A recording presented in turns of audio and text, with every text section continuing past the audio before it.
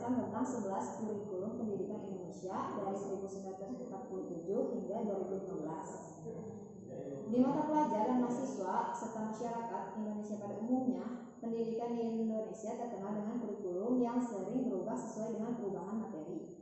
Ada yang menyebut hal itu sebagai perkembangan. Ada pula yang memandang bahwa perubahan tersebut adalah cara seorang materi menunjukkan kinerja serta eksistensinya. Apapun pandangannya, perubahan yang terjadi merupakan upaya dari pemerintah untuk mencapai tujuan pendidikan yang direncanakan. Yang pertama, saya akan menjelaskan pengertiannya ya.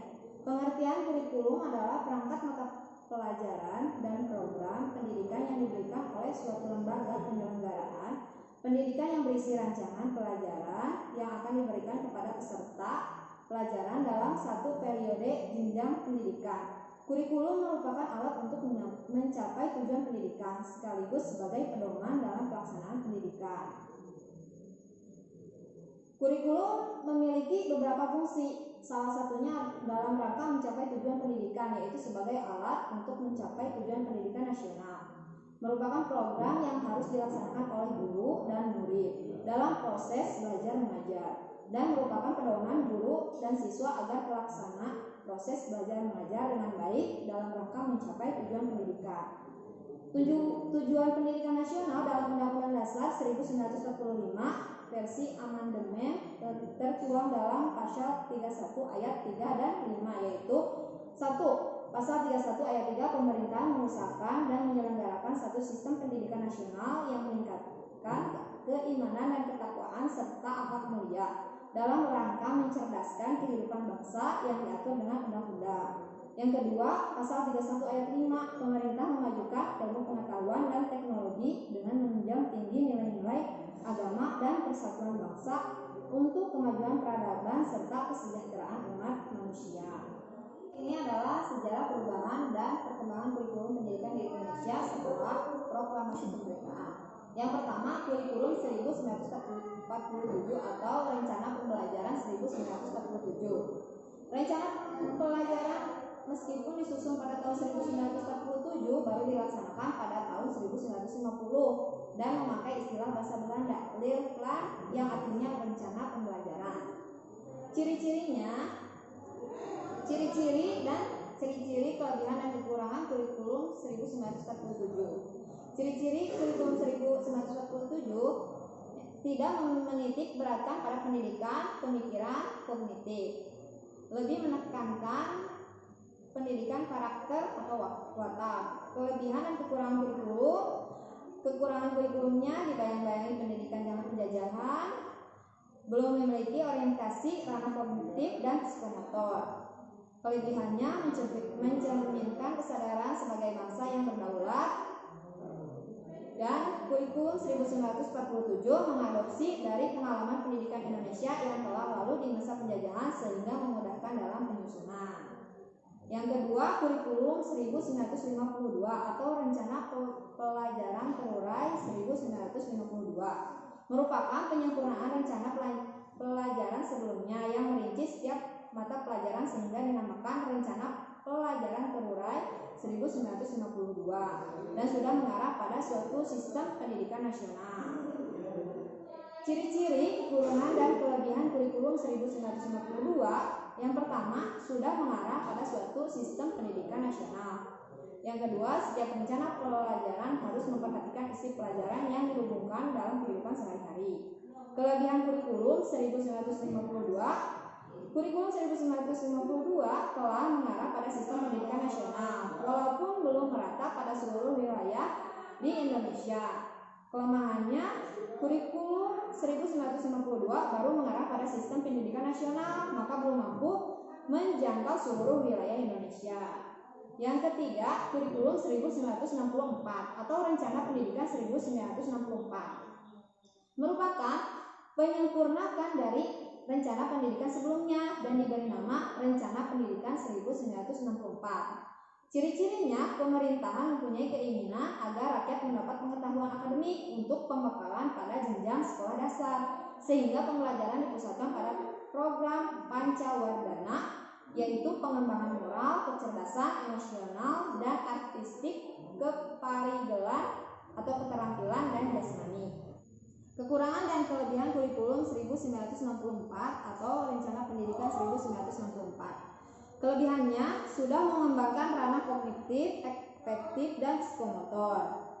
Ranah kognitif merupakan kemampuan pada segi keilmuan, ranah efektif merupakan kemampuan pada segi sikap, dan psikomotor merupakan kemampuan pada segi keterampilan, di mana ketiganya merupakan faktor penting dalam pembentukan kepribadian manusia telah menjadi prioritas dalam kurikulum ini. Kekurangannya, kurikulum ini dipergunakan hanya pada tingkat sekolah dasar dan belum mencakup sekolah lanjutan dan perguruan tinggi. Dalam perjalanannya, kurikulum ini terganggu oleh adanya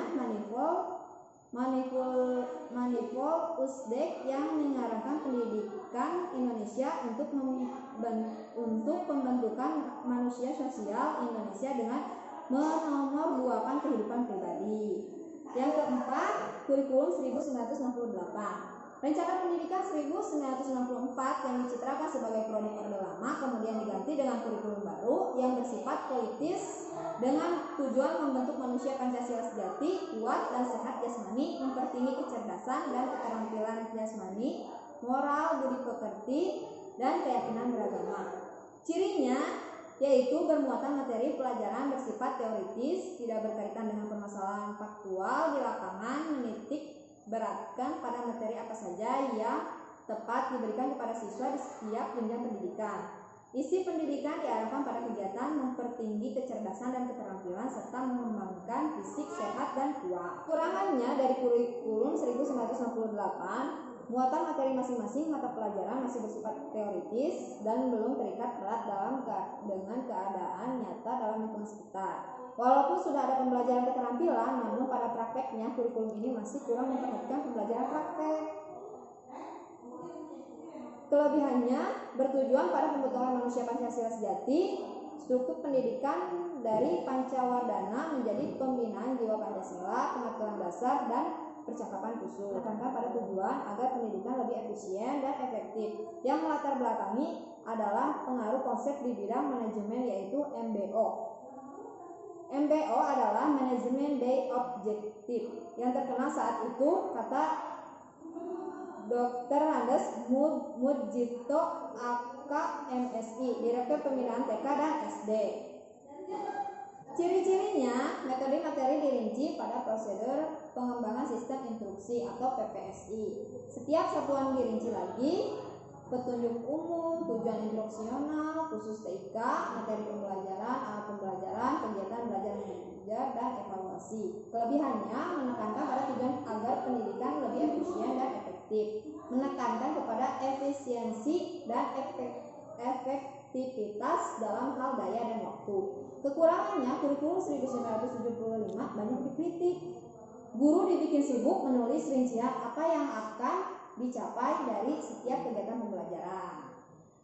Yang keenam, kurikulum 1984. Kurikulum 1984 mengusung proses skill approach.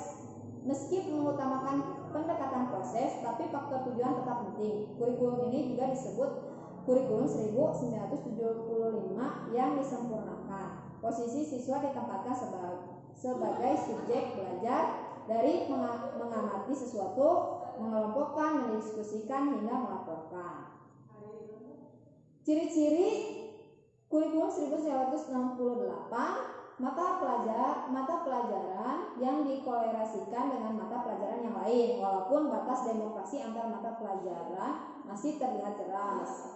Penjurusannya di SMA dilakukan di kelas 2 dan disederhanakan menjadi 2 jurusan, yaitu sastra sosial budaya dan ilmu pasti pengetahuan alam atau PASPA.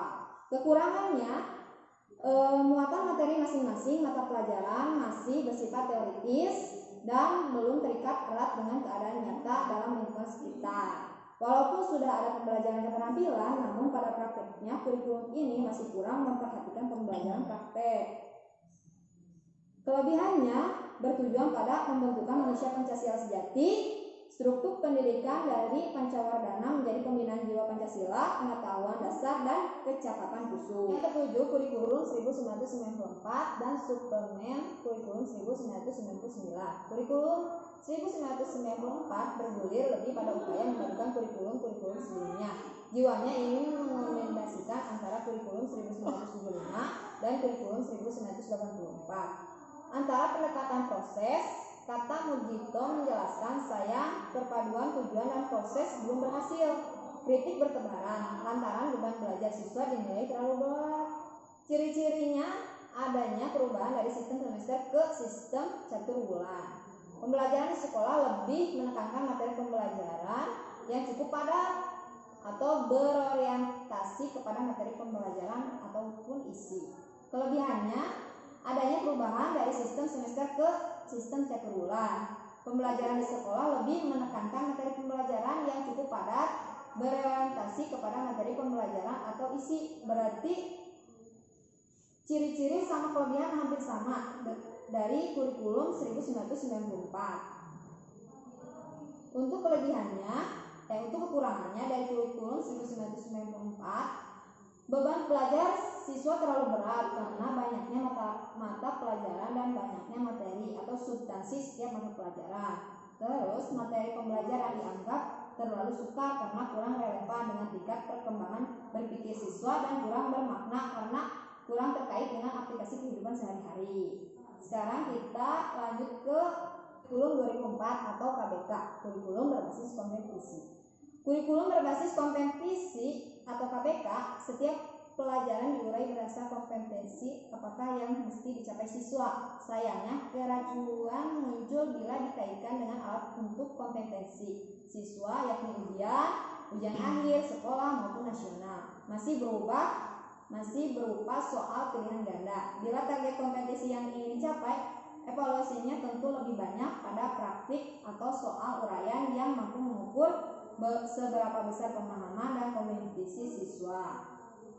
Ciri-cirinya menekankan pada ketercapaian kompetensi siswa baik secara individual maupun klasikal, berorientasi pada hasil belajar, learning outcomes, dan keberagaman. Kelebihannya, guru sebagai fasilitator, mengembangkan pengetahuan, pemahaman, kemampuan, nilai sikap, dan minat peserta didik agar dapat melakukan sesuatu dalam bentuk kemahiran, ketepatan, dan keberhasilan dengan penuh tanggung jawab. Kekurangan dari kurikulum ini, keracuan muncul bila dikaitkan dengan alat ukur kompetensi siswa, yakni ujian akhir sekolah maupun nasional, masih berupa soal pilihan ganda. Bila target kompetisi yang ingin dicapai, evaluasinya tentu lebih banyak pada praktik atau soal uraian yang mampu mengukur seberapa besar pemahaman dan kompetensi siswa.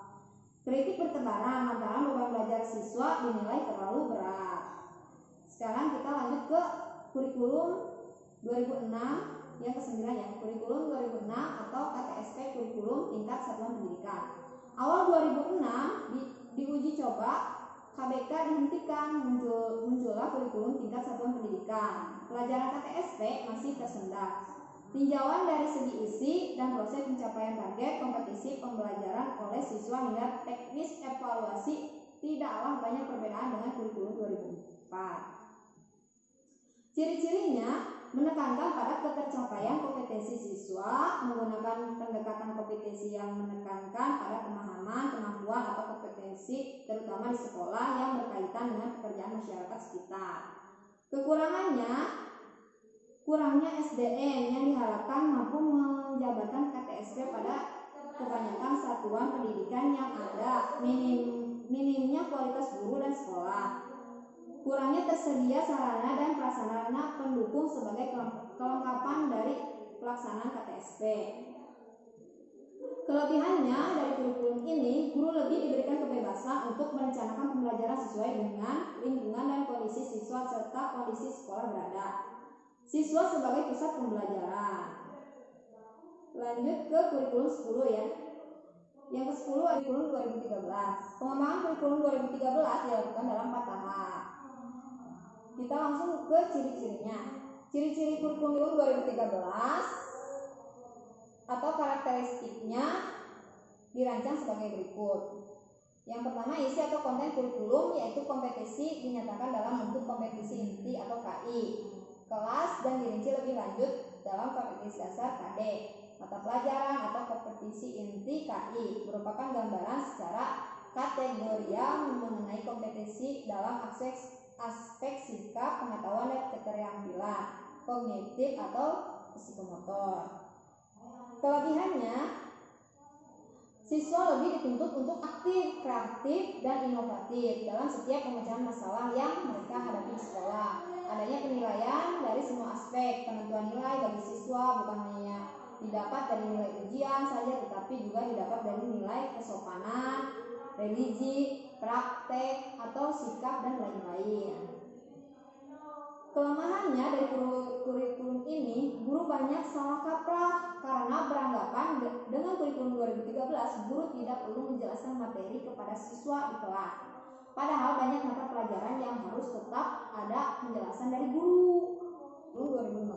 Kurikulum tahun 2015 ini ternyata masih dalam tahap penyempurnaan dari kurikulum yang sebelumnya, kurikulum 2013. Namun ujian nasional yang digelar pada tahun 2015 ternyata menggunakan kurikulum 2006 yaitu KTSP. Karena untuk saat ini siswa yang sekolahnya sudah menggunakan kurikulum 2013 baru melaksanakan 3 semester. Demikian penjelasan 11 kurikulum dari saya. Mohon maaf bila masih banyak kesalahan atau kekurangan. Wabillahi taufiq wal hidayah. Wassalamualaikum warahmatullahi wabarakatuh.